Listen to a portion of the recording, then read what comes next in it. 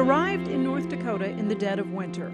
Few saw it coming, but slowly signs began to appear of a global catastrophe that we would never forget. As the news got steadily worse, we worried that nothing would ever be the same. It touched everything: business, education, agriculture, energy production, transportation, tourism, politics, religion, healthcare, food distribution, and our relationships. How we talked with each other, all would be radically transformed. The year 2020 is a year that anyone of any age will remember, because it'll be the year of the global pandemic. Hello, I'm Monica Hannon. And I'm Jody Kurzman. This is a one-hour look back on COVID-19, the virus that changed everything. For many, life will never be the same. Today, March 27th, marks 1 year since the coronavirus claimed the first life in North Dakota. Since that time, nearly 1,500 people have died. More than 102,000 people in the state have tested positive for the virus. Some are still battling. This is the story of a year that blindsided us, but also showed how people from all walks of life adapted, confronted, grieved, and found a way forward. Today, the World Health Organization officially announced that this is a global pandemic. March 11th, 2020, President Donald Trump addresses the American people as the first case of coronavirus is confirmed in North Dakota. But weeks before the official announcement of a pandemic, there were ominous warnings as the world celebrated Christmas 2019. We began there. Hope Sisk gives us a look at the timeline for COVID in the year 2020. The year 2020 started off with reports of a mysterious and concerning new virus emerging from China. In the first few weeks of the year, we were watching infections begin to make their way into the United States. And 1 year ago today, a Ward County man in his 60s tested positive for what we'd soon come to know as COVID-19. Broadcasting live, the Night Report at 10 starts right now. Some breaking news: North Dakota now has its first confirmed case of coronavirus. That day set off a massive statewide response as health officials merged to create a task force, learned to trace COVID-19 contacts throughout the community, and set up mass testing sites, all as Governor Doug Burgum began daily briefings to keep the public informed on efforts to contain this virus that threatened to overwhelm our healthcare system and put our loved ones and ourselves at risk. Our lives changed. None of us enjoy change. We're humans. We like it the way it was yesterday, as opposed to desiring it to be a lot different tomorrow, for the most part. But this has been a lot of change that's been forced on us. It's going to be a period of discomfort. But I know that if any state is going to come through it, it's going to be North Dakota. We learned what it would mean to keep a 6-foot distance from our loved ones and coworkers. Well, not only is this happening here in the studio, but also throughout our building. Our news, weather, and sports teams have been spread out, so we're all working at least 6 feet apart. Then on March 13th, the governor declared a state of emergency. Days later, schools were ordered to close and later to remain in an online format, meaning graduations, proms, and important tests would not be what any of us had in mind. I haven't seen my classmates for almost 3 months, and now getting back together to see all the faces for the last time, it's crazy, and I don't know if it's hit me yet, but it will eventually. Within a week, we were seeing food and supply shortages at grocery stores, courts closed and businesses impacted. Communities did what they could to support those businesses, especially restaurants. Neighbors did what they could to check in on each other. On March 27th, the first North Dakotan died with COVID-19. Your sacrifice by not being together may, in fact, save the lives of your loved ones. Over the course of the following year, more than 1,400 of our loved ones died with the disease. Yet North Dakotans tried resiliently to prove this virus could not break our spirit. There is no limits to the amount of kindness that we can show to other people. There's no limit to the amount of gratitude we can give to other people. There's no limit to the amount of patience that we can provide to other people. And there certainly is no limit on the amount of love that we can share for people that are actually suffering. By August, schools were making plans to return students to instruction as active cases began to spike. The holiday season would bring new concerns about the risks of gathering with loved ones. And by November 13th, North Dakota recorded its highest count of active cases the same day that Governor Doug Burgum issued a statewide mask mandate. As daily news coverage of the pandemic dominated the headlines, the way many in North Dakota kept up with the latest was from the governor's press briefings. Governor Burgum did what most other governors did. He held daily announcements on the latest trends, orders, and mitigation efforts. And reporter Jacob Noderman was always there. At the height of the pandemic, the governor's daily press briefings were must-watch television. The governor would take the podium and give his address and then take questions from the press, not to mention the more than 40 life-changing executive orders in the first 2 months. It all started in a small room at the Capitol. North Dakota is officially declaring a state of emergency. We'd like to actually declare a state of calm. From there, the governor would become a daily contributor to the airwaves. The more than hour-long specials would become the governor's platform to calm a scared population and try to persuade a skeptical one too. Some pleas even getting emotional.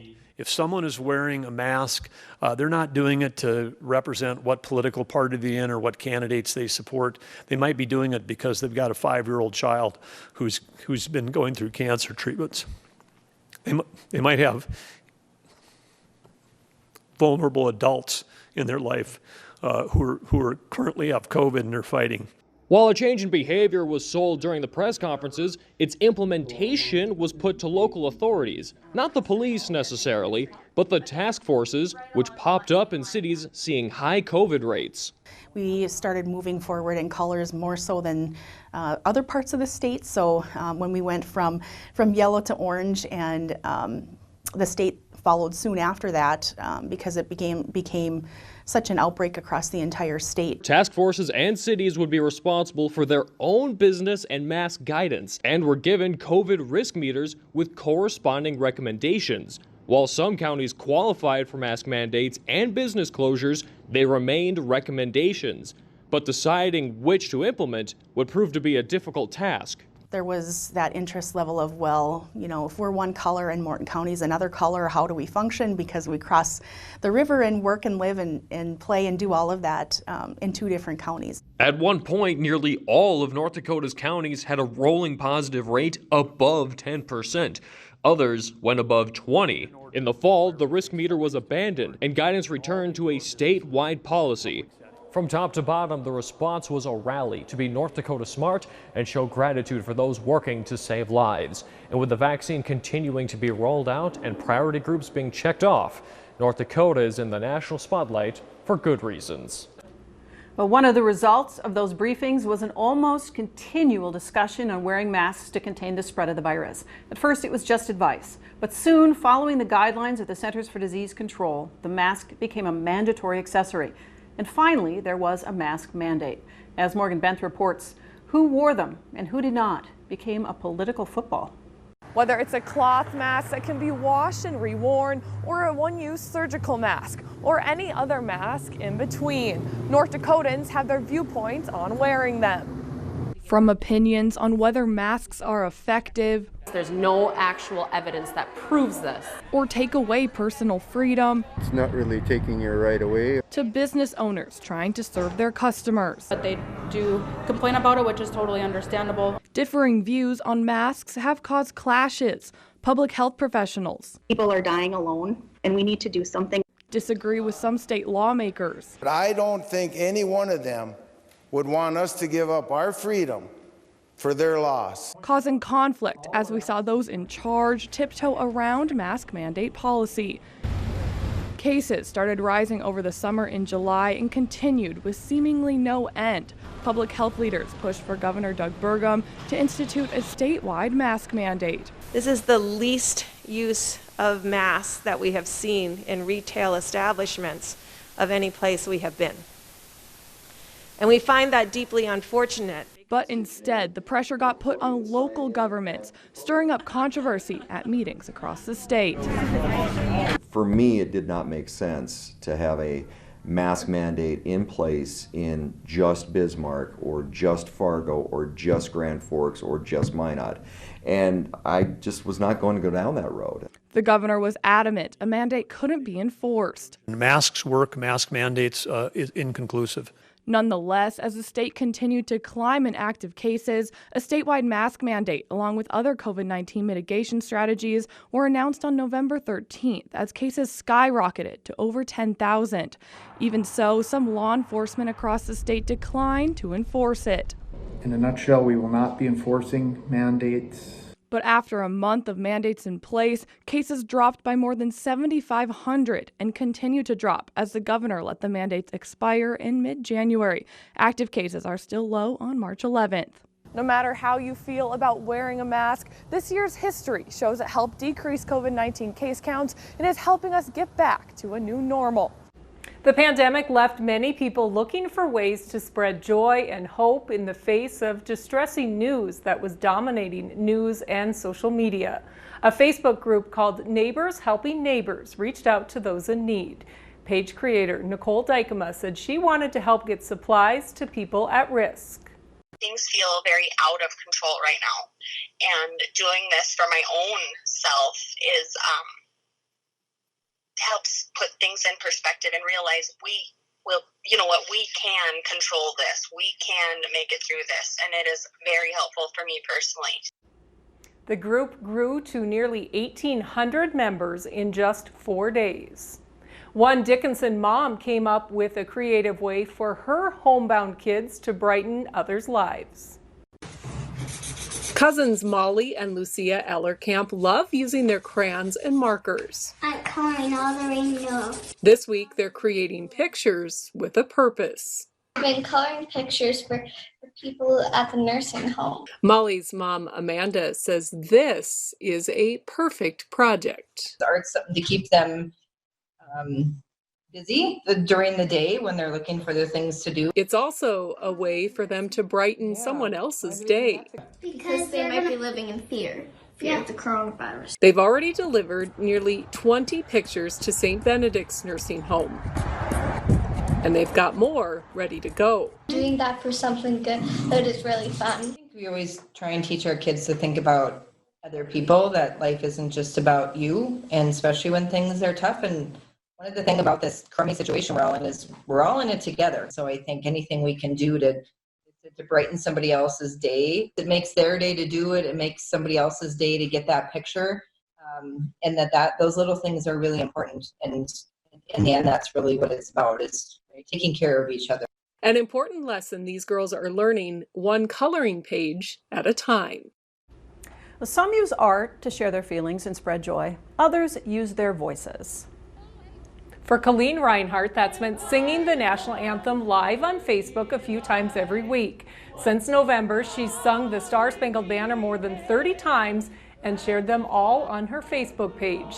She says the national anthem has an important message that's got extra meaning right now. It's important. It is to bring us together as a nation, and I think we ought to do that. Coming up. And she got isolated. All I can do is wave at her through a window.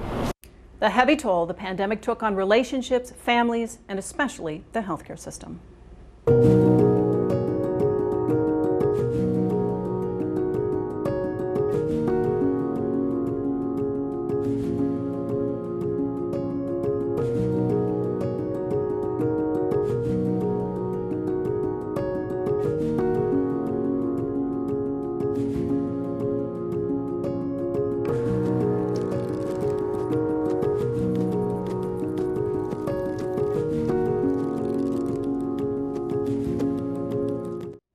In the past 365 days, hundreds of healthcare workers have dedicated their lives to making people well. So it's hard to overestimate the devastation they feel when people die in large numbers, despite their best efforts. As the months pass, they quickly learn new ways of dealing with the ravages of the virus. Hospitals gathered what PPE they could, slowed elective surgeries to make time for COVID patients to recover, and they did their best to discover treatments that would slow the progress of the virus to give people time to heal. The surge hit North Dakota in mid-October. After a year of constant change, hospital directors say the pandemic has made them stronger and more prepared to deal with emergencies. From the start, our nation has relied on the people working behind the scenes to get us to the point we're at now. Emmeline Ivy has more on the struggle and perseverance it took to get here and how we truly are all in this together. Last year, the pandemic shocked us all and created an unexpected chain reaction. COVID patients relied on healthcare workers, the community relied on contact tracers, and now we're all relying on the Department of Health to help us get vaccines into as many people's arms as possible. It wasn't always smooth sailing, but those I spoke to say we've come a long way. At its onset, doctors and nurses snapped into action, turning their attention to COVID patients desperate for their care. It's very difficult holding someone's hand as they are on a pressure mask because they don't want to be intubated, and they're on the same pressure mask for 2 weeks and trying to get an opportunity to eat, trying to get an opportunity to take that mask off. You need to take that pressure mask off, and their oxygen would drop so far it was unsafe for them to eat. There was no time to waste. Hospitals gathered what PPE they could, slowed elective surgeries to make time for COVID patients, and did their best to discover effective treatments for the virus. There was shock, there was concern, and I'd say there was some misbelief that this was actually happening in the year 2020, given our medical technology across the world. The surge hit North Dakota in mid-October. On a daily basis, we were tracking the number of open beds we had in the state and the number of ICU beds we had in the state. And in some days, at the height of our North Dakota surge, if that's what you want to call it, we had between 2 and 5 ICU beds in the state, which if we're having this conversation 2 years ago, that would have been unheard of. For every person that contracts COVID, a contact tracer makes a call to their loved ones who have been in close quarters. I was working 60 hours plus. My days would go from 7:30 a.m. until 9:30 p.m. some days.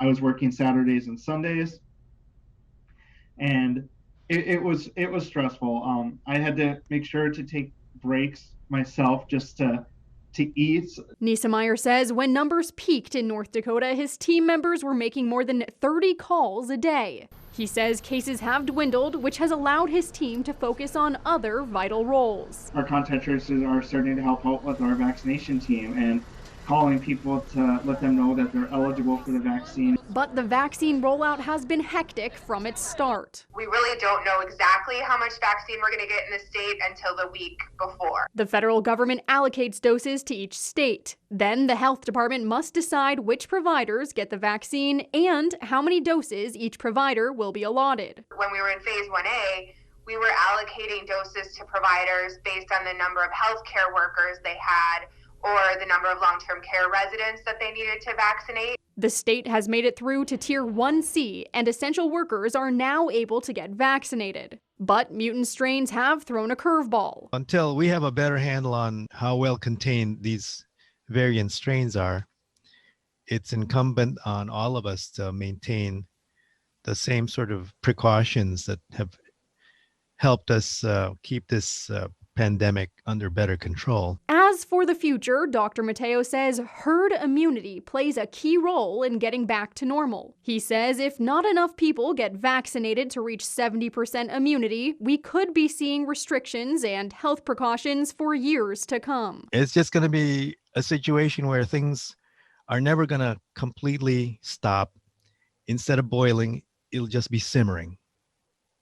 And that's what we're in for, a real long, slow simmer. A year of darkness is ending with silver lining. For every COVID death in North Dakota, there has been at least 67 survivors. Hospital directors say their institutions have gotten stronger. Doctors say there is a newfound sense of community within their profession. And the DOH says vaccines provide the long-awaited hope that we will eventually make it out.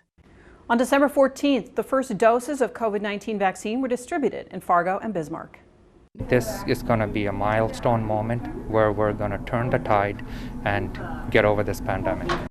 Even though the vaccines were developed in record time, the wait for them felt long. And while we waited, thousands of North Dakotans lined up for COVID tests, sometimes being tested over and over again. Now that the vaccines are available, we've come a long way. But it hasn't been a trouble-free rollout. Health department leaders say it's been hectic from the start because of the massive undertaking required. We are providing supplies to healthcare entities across the state to ensure that anyone who is symptomatic and wants a COVID-19 test can get a COVID-19 test. One key to getting the virus under control has been the North Dakota National Guard. The pandemic has been the Guard's longest domestic response. John Salling has more on the Guard's mission over the past year. North Dakota's Guards men and women give time from their lives and their jobs to serve the state. They've played a number of roles since the pandemic began a year ago. Mass testing sites like these became a common sight as kits arrived in the state. Testing is part of the answer and part of the answer to the puzzle which we have. We are providing supplies to health care entities across the state to ensure that anyone who is symptomatic and wants a COVID-19 test can get a COVID-19 test. Colonel Brian Keller has been part of response since the first site was set up in Amadon on April 4th. And we just kind of did it on the fly. We did it using paper and carbon paper. It was very good, but we took almost all day to do what, the number of people that we can probably do in 3 or 4 hours now. Since then, they've adapted to using tablets and more rapid tests, helping them process thousands of people in a day when needed. The hours that you put in was challenging, and standing, well, personally for me, standing on my feet on concrete hurts your legs and your back. Troops helped not only on the front lines with testing, but also in the lab where guards helped process the tests. The motto is always ready, always there. And we also pride ourselves on being very adaptive and creative in finding solutions to tough problems. They've been used wherever the state needed extra staff, as couriers running samples or training in testing staff like the Minot Fire Department. I've been to towns that I didn't know existed, and the towns that I knew existed that I'd never been to. I got to visit a lot of the towns in North Dakota, which is really cool. The people of North Dakota are awesome. A year later, they're still helping across the state as the National Guard expects to reach 100,000 personnel days by the end of March. Our first pandemic in 100 years. This was new for everybody, even those that were, career public health officials. You talk about a pandemic, you plan for a pandemic, but I think until it gets here and you see all the challenges that are presented, you don't know what's going to happen day to day. Some of their effort is now supporting vaccinations. The people coming through these vaccination lines are just so happy, so thankful. It's just fun to be able to visit with them. Dorman says they average 300 guardsmen working on any given day. In 2021, they've run 142 vaccination sites and 193 testing sites as of March 9th. In Minot, I'm John Salling, reporting for your news leader. Those hardest hit have been our seniors, especially those in long-term care facilities, who couldn't get a hug or even a visit from family members. Many died alone, a heartbreaking scenario. Long-term care facilities across the state began weighing options on how to protect residents and staff around this time last year, and the challenge was huge. Elisa Tanner visited with a Crosby couple who had to find a way to stay connected while still remaining physically separate. Despite cold wind, snow, and rain, John Benter has stood outside the St. Luke's Care Center every morning for the last 2.5 weeks to see his wife, Marion. When we could visit with her 3 times a day, I'd come up here and I spent a lot of time up here. And she got isolated. All I could do is wave at her through a window. For most of their life, John and Marion were inseparable. But that changed 2 years ago. She was a very active person right up to the day when she fell and broke her hip. John isn't letting broken bones or COVID-19 keep them apart. She gets awful lonesome in the evenings because I was always here up till almost 8 o'clock in the evening and helped her get ready for bed. And she called and said how lonely she was, and I said, well, I get lonely too. The care center nurses help them talk on the phone every day. But I haven't been close enough to hold her hand since this started. It just shows the love that my parents have for each other, because we're making it work. Everybody is working and we're making it work. And we'll get through it. We'll get through it. Love you, dear. John says he hopes the spread of the coronavirus subsides soon so he can once again hold his wife in his arms. Just this week, we learned that the couple has been reunited in person. Coronavirus isn't the first pandemic to ravage the state. The 1918 influenza outbreak, also known as the Spanish flu, killed more than 1,300 North Dakotans. It shut down schools, it shut down the churches. When pandemics come, some are hit harder than others. This virus does not see race, does not see ethnicity, does not see gender, does not see a border, does not see a tribal boundary or a state boundary. It's everywhere. Native Americans are all too familiar with plagues, first brought into the state by European traders and explorers. Smallpox and chickenpox infections, to which Native people had no immunity, wiped out entire tribes in the 1800s. Here's Julie Martin. Native American pictographs, created more than 200 years ago, shows how chickenpox devastated Native Americans. The Mandan people, who may have had a population of 20,000 or more, were reduced to a population of about 2,000 by the time Lewis and Clark came. Dakota Goodhouse, a Native American historian and teacher at United Tribes College, let's go to page 331, Indian Scouts and Allies. Say other pandemics wiped out entire villages. The years were named, and so 1740, 1741 was smallpox year. 1781, smallpox year. Now the coronavirus is closing in on Native Americans who struggle with healthcare access on reservations.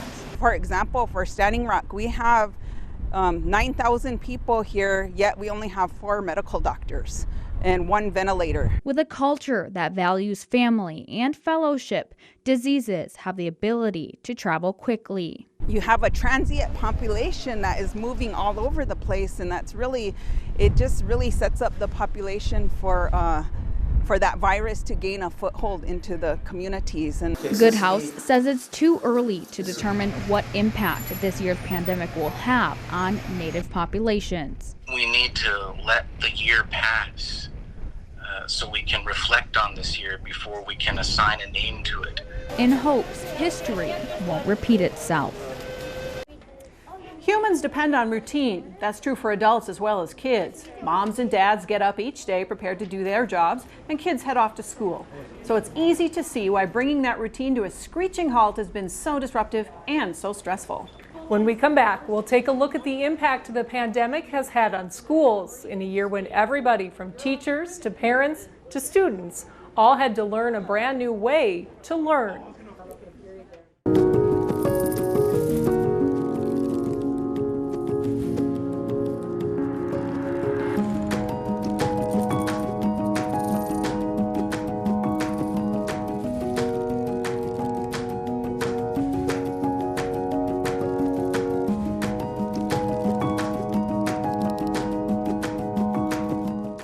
None of us enjoy change. We're humans. We like it the way it was yesterday, as opposed to desiring it to be a lot different tomorrow for the most part. But this has been a lot of change that's been forced on us. It's going to be a period of discomfort.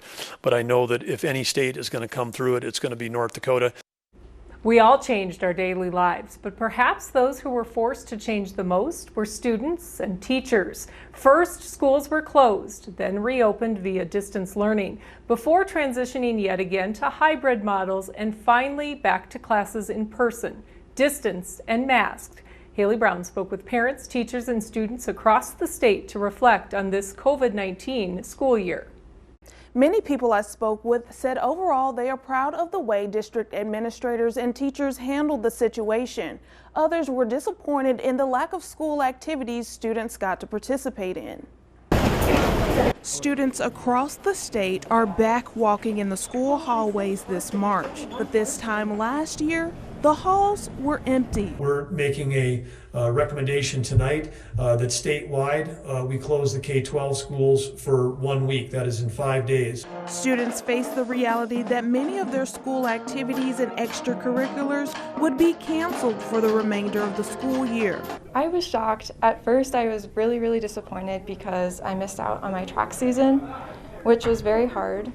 Educators began to miss those close relationships with their students. We lost our personal connections of just being able to literally grab a student and give them a huge hug. School districts adopted different models of instruction for the start of the next school year. Some utilized a hybrid learning model, a combination of in-person and online learning. Those days, the teachers had so much on their plate, I think, that they were sort of just focused on the kids that were there. And so they were like, okay, you know, basically everybody who was here yesterday and you're schooling at home today, you know what you have to do, so go get your work done.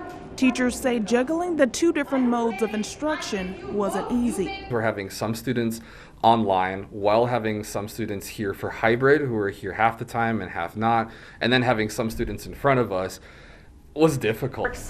And then chances are, as North Dakota cases started to decline and risk levels were lowered, many districts began to fully open back up, and students got to feel some form of normalcy they hadn't experienced in a long time. He was so happy. Like, I went and picked him up and he was just talking a mile a minute when we got on the way home, because he finally got to see his friends. He saw friends that he hadn't seen in like a year. It's unknown how long teachers, parents, and students will be impacted by COVID-19, but they say they have learned to adapt to change during these trying times. While COVID-19 brought many challenges to school districts across the state, some district leaders say the pandemic isn't all bad. Many are shifting their focus to what can they take away from this pandemic to benefit the future of education.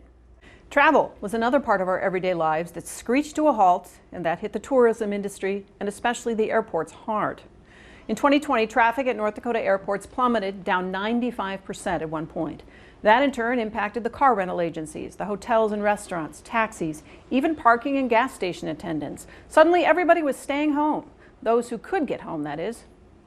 While many of the state's residents were forced into lockdown, others were desperately trying to break back into North Dakota from foreign countries. 21-year-old Samantha Clark is grateful for these videos and photos she took in Barcelona. She's also grateful to be back home in Bismarck. Yeah. Samantha's semester abroad was canceled last week, less than 24 hours after hearing travel from Europe to the United States would be suspended. She was on a plane back to the United States. I did not stop shaking until I got back home. It was just really surreal. Samantha was able to get a flight from Paris to Boston, then to Minneapolis, where her mom and twin sister met her. All three are now in a self-quarantine in their Bismarck home. We're just kind of in our own little quarantine, trying to wash our hands, and we're not going to be going anywhere. Samantha was tested for both influenza and COVID-19 on Monday. She's trying to wait patiently for those results, but it isn't easy. I just feel like once I know, then I'll just feel way better about everything. And obviously I'm taking way more precautions right now.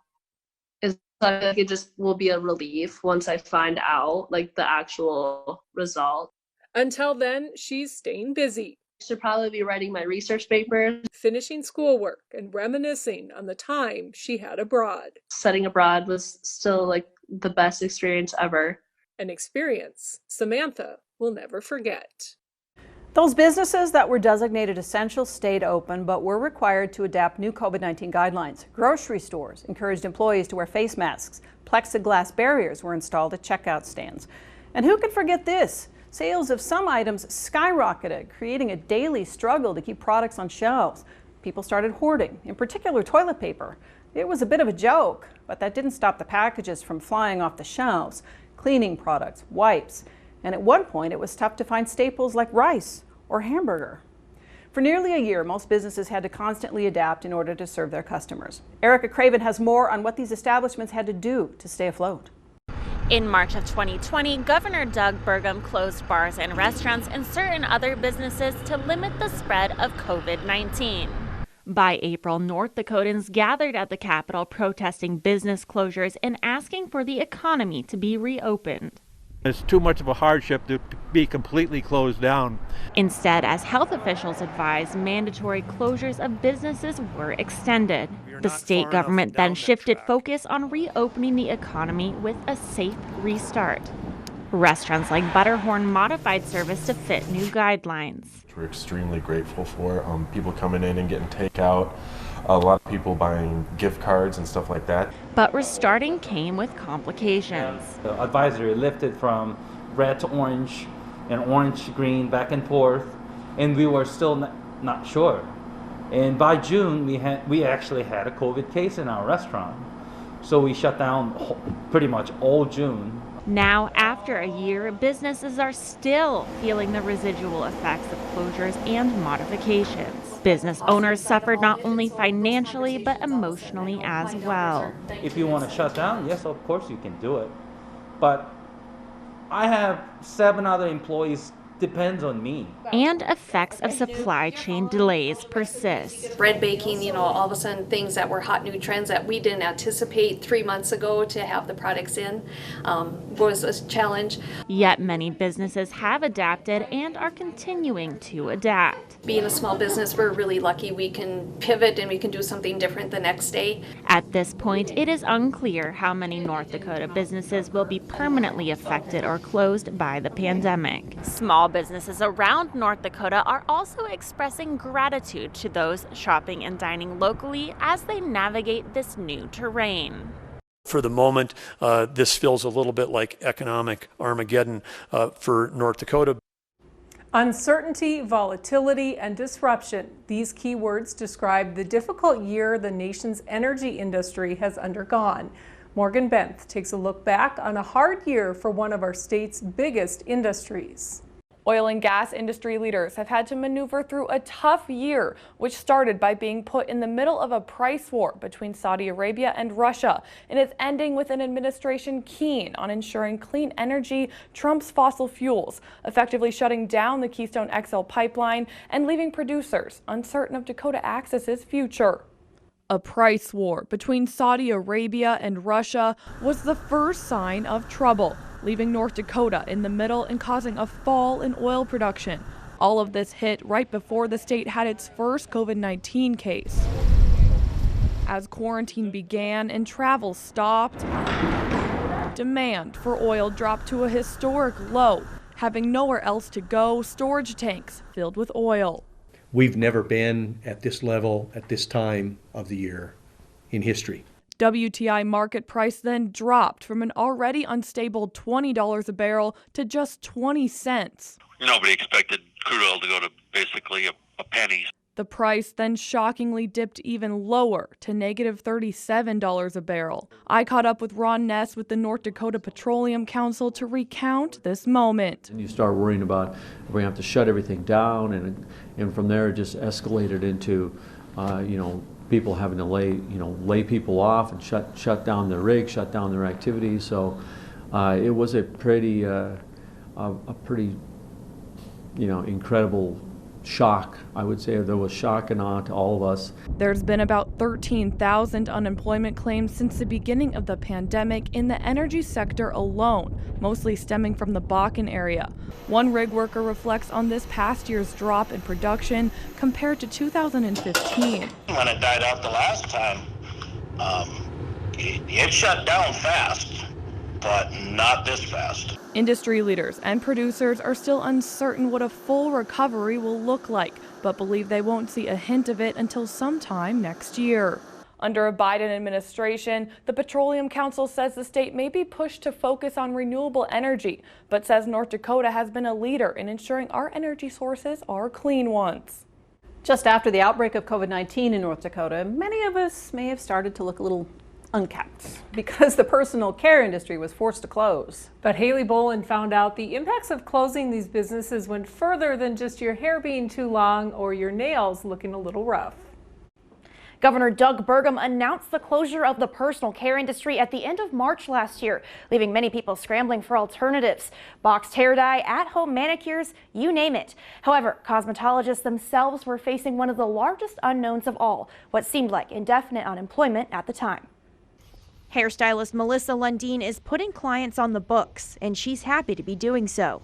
Getting back to work was exactly what we wanted to be doing. Governor Burgum closed the personal care industry starting March 28th, lasting until May 1st, 2020, leading to a full month without income for independent cosmetologists like Lundeen. I mean, we had zero income. We couldn't do anything, and we weren't getting any of this relief that Burgum was talking about. At the time of the closure, no one had an idea of how long the industry would be this way, including the governor. Instead of having a bad hair day, you might have a bad hair weeks coming up. Leading to many unknowns. It was just sitting there and watching the news updates just like everybody else and finding out tonight at 4 o'clock, are we going to be able to reopen today? And throughout April, Burgum remained sturdy in his closure.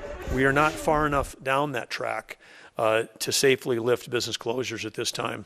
As you saw from the numbers today, the numbers continue to climb. Cosmetologists could have faced up to a $1,000 fine if they operated during the closure. State Cosmetology Board President Maureen Warner says luckily they didn't have to fine anyone.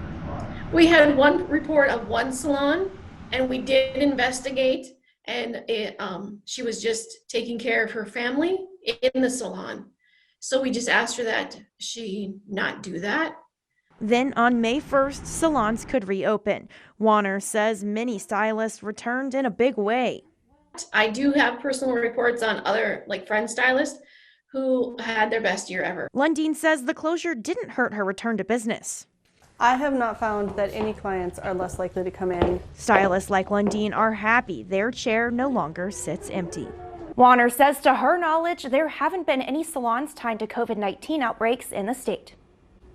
2020 showed us how adaptable we are. Some had to rebuild their health as well as their lives, and some found new ways to worship, as we'll see up next.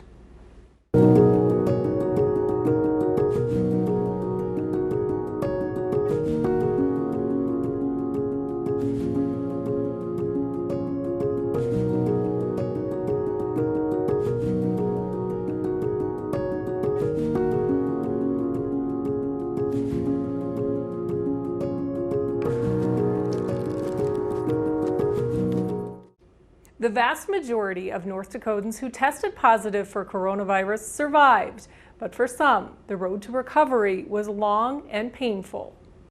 73 Kenny Sambor is happy to be home. Unbelievable. His unbelievable story started in March when he traveled to Maryland for the National Curling Championships. It started to hit me on the plane on the way home. That was March 16th.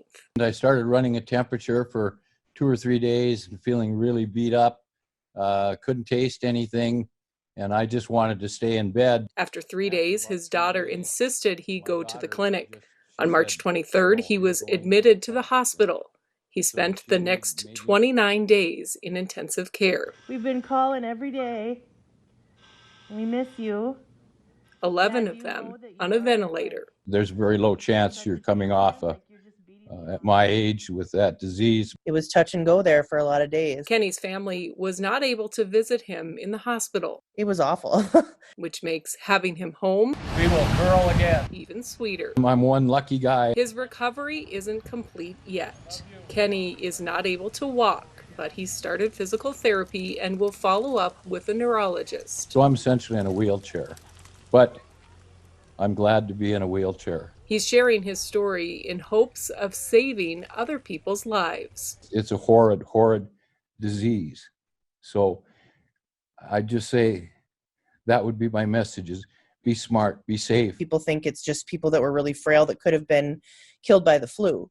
And it's not that, it's just not. I mean, my dad is not a typical 73-year-old. You know what I mean? He's very active. Meantime, Kenny is determined to get back to his active lifestyle. I will come through this. I'm going to fight. I'm going to rehab. I'll fish again. I'll hunt again. I'll golf again. I'll walk again. I may even run. Faith life is important to many North Dakotans. So when faith leaders made the decision to close their doors in March of 2020, the reaction was immediate.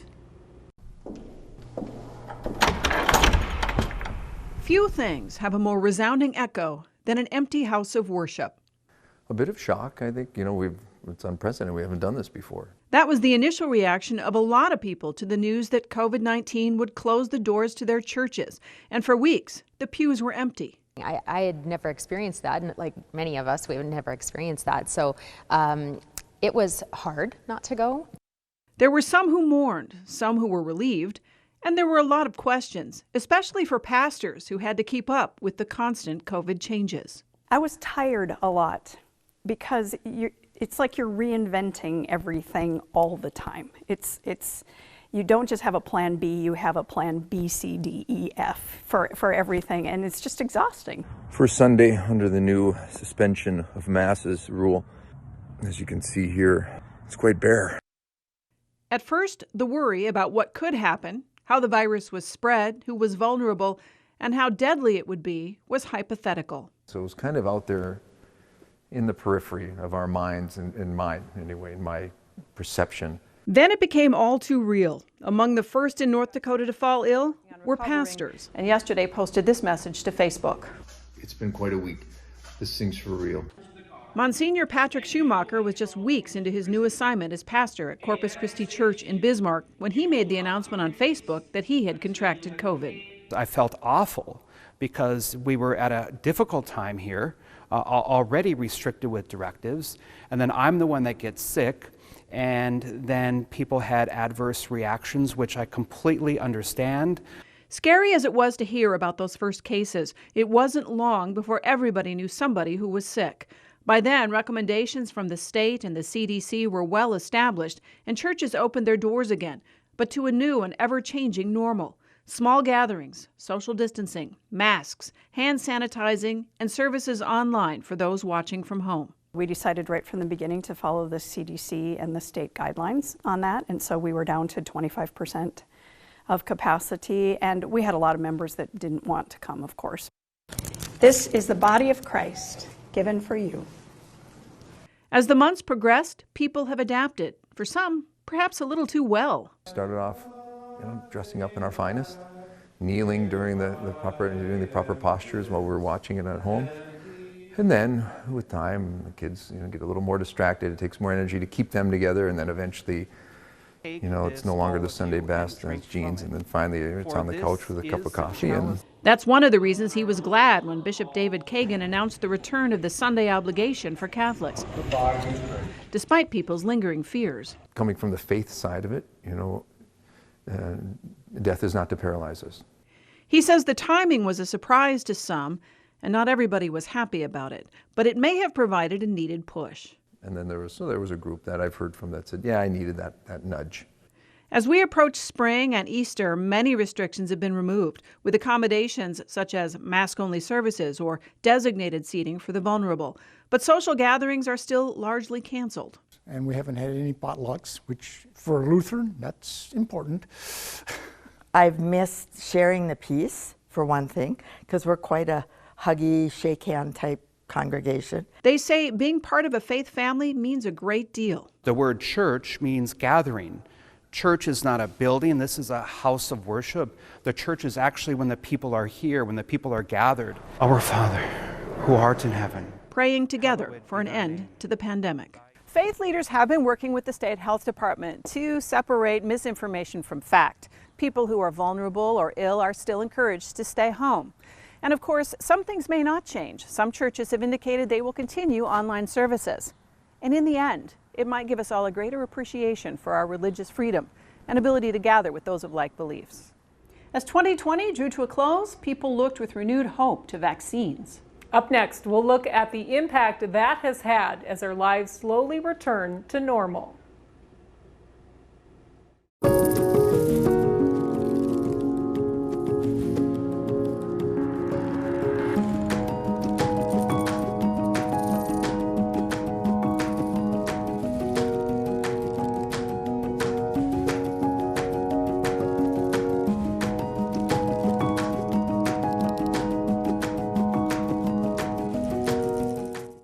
Residents in long-term care facilities were among the first to be vaccinated, and those vaccines have opened the doors again.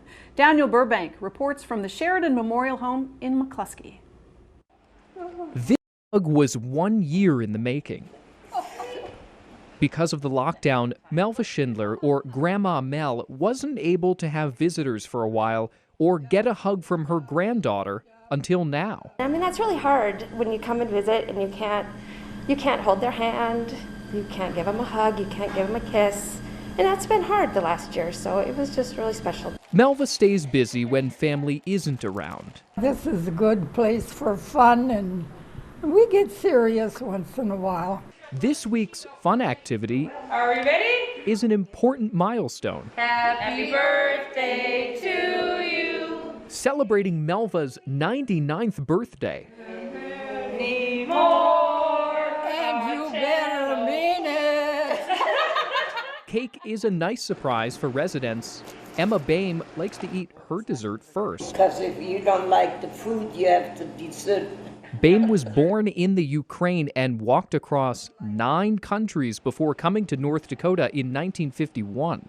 After escaping communism, she says there's always a way of staying optimistic. Live for the future. When they aren't celebrating birthdays, Betty Nathan enjoys the bird atrium or crocheting. This keeps me out of trouble. Nathan's room is lined with her prizes from bingo games. She told us back in October she likes to give them away at Christmas time. Recently, the CDC released new guidelines for gatherings of fully vaccinated people, and Missy Axt, the director of nursing, is confident we're heading in the right direction. The last year has given us a lot of challenges, but for us, being in a very rural area and being a very small facility has given us some benefits. Axt, her staff, and residents are more than 80% fully vaccinated. They're still a long way from taking the masks off, but they have each other, and they're reminded about family each time they walk through the hallway and pass the tree of life. All visitors are still required to schedule a visit ahead and follow CDC guidelines. Some people we may not have known before have now become the rock stars of the pandemic era. Governor Doug Burgum has held 82 press conferences since the pandemic began. Lindsay Solberg Herbal has been at every one of them. Communication is a big part of volleyball. But for Amira Ironboulder, communication looks a little different. You know what I mean? The 6th grade volleyball player needs help interpreting her coach's instructions and her teammates' feedback. That's why Lindsay Solberg Herbal is here. Does that make sense? Want to include people, then we have to provide communication access. As a certified interpreter for the North Dakota School for the Deaf, Lindsay finds herself at all kinds of different events. We could go to the hospital, we can go to the emergency room, we can go to court, we can go to this meeting, we can go to, a volleyball practice. On March 15th, 2020, As we face this health emergency, Lindsay found herself somewhere Lindsay Solberg Herbal she'd never been before. Governor Doug Burgum's March 15th press conference was the first time an interpreter had been included at a press conference. I just thought, oh boy, what did I just get myself into? During uncertain times when things were changing quickly, the virus doesn't discriminate. One thing was constant. I have not missed any since I got that call. Lindsay, the fastest signer in the West. The first few weeks, every day was, what am I going to wear? I know that sounds kind of lame, but I thought, all of a sudden, I know that everybody's going to be watching me. Her wardrobe choices were somewhat limited. We always wear something solid because it's easier to see your hand on a solid surface than if I would be wearing stripes. Lindsay's work at those press conferences propelled her to celebrity status, something nearly a year later she still can't quite understand. It's very strange. Lindsay is recognized nearly everywhere she goes. I'm just doing my job. She's got a box filled with cards and letters from fans, newspaper clippings, and stories of being recognized. This is after the press conferences that had been going on for a while, and one of the other mothers at daycare was picking up her daughter, and she said, Abby will see the governor on TV, and Abby will look at him and say, there's the man that stands next to Max's mom. Lindsay works hard to make sure she's signing correctly. That means preparing before the press conferences and critiquing her work after. I am not perfect. I will never be perfect. But I really try to make sure that I'm doing things accurately, doing things in the right way, to make sure that the information is correct. Whether that information is about the pandemic, Thank you all for tuning in today, or about the next volleyball drill. Lindsay's hands are always moving. and always striving for inclusion. It's important to make sure everybody's included. And we also need to see that everybody is different, and we might communicate in different ways, we might move in different ways, but we're all in this state together. We all need to work together. We've shared multiple stories of people who've gone the extra mile. These feel-good stories made us realize despite all the unknown, there is still more good in the world than we might realize. Erin Paulson's daily routine has changed a little in recent months. Several times a day, she wipes down her musical instruments. But Mrs. Paulson is happy to do that because it means she can be back in her music classroom at Bismarck's Miller Elementary, teaching her students face to face. It is so wonderful to be back in a classroom together. Here we go. When school shut down last spring because of coronavirus concerns, Mrs. Paulson got creative. Pattern 1. She started holding weekly virtual jam sessions. Right now. Hey, let's rock right now. Mrs. Paulson shared the videos on the school's PTO Facebook page as a way to connect with Miller families. Mrs. Paulson wasn't the only one keeping the music alive during those first few months. Pat Phillips wrote a song called Academic Epidemic. He wanted to capture the experience of transitioning Bismarck's public schools to online classes. Communicate, collaborate, create, that's essential. Good morning, Moses Stars! Dorothy Moses Secretary Kristen Meidinger. Exercise, that's right. Does body good. Knew it was important to add a little normal back into her students' daily routine. Hello, I've missed you guys. She recorded the daily announcements. We all love you and we miss you. In some pretty creative videos. All right, everybody, I'm upside down. I pledge allegiance. Bowman teacher Amanda Rafferty was craving her regular routine too. So she and her young children started leading the Pledge of Allegiance live on Facebook. United States of America. It's not the same, but it's better than nothing. In Beach, high school juniors figured out a way to hold a socially distanced prom. Hello, Sam Cougar. Solheim Elementary gym teacher Mike Porter missed his students so much. I'm going to be walking the South Bay area now. He hit the streets. Look who I ran into. And walked through his students' neighborhoods. I'm getting my miles in, heading south on Washington. Until I see you, take care. Families were so touched by his extra effort, they planned a surprise parade past his house. Thank you! We appreciate everything that they're doing for our kids. Wachter Middle School Secretary Carrie Lear also put in some extra miles to show her appreciation. She pounded about 70 of these signs into the ground outside teachers' homes. The Student Council at Wachter Middle School put together a heartfelt video to show their appreciation. Their video attracted national attention. At Wachter Middle School, a portion of it aired on Dr. Oz. Parents at one school gathered in prayer. Position your heart. In the parking lot at Solheim Elementary, In Jesus' name. They prayed for teachers, administrators, students, and for an end to COVID. While the pandemic isn't over, neither is the positive energy created over the past year. Through all the uncertainty and unknowns, one thing has stood out time after time. Most people are good at heart. Since the start of the pandemic, we've had to share news that was sometimes frightening, sometimes just plain bad. But there have been good things too that help us remember that people are basically good. If it does nothing else, the pandemic has made us appreciate the value of a hug and an unmasked smile.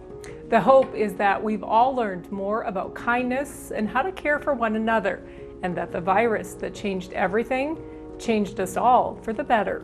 Stay well. I'm Jody Kurzman. And I'm Monica Hannon. Thanks for joining us.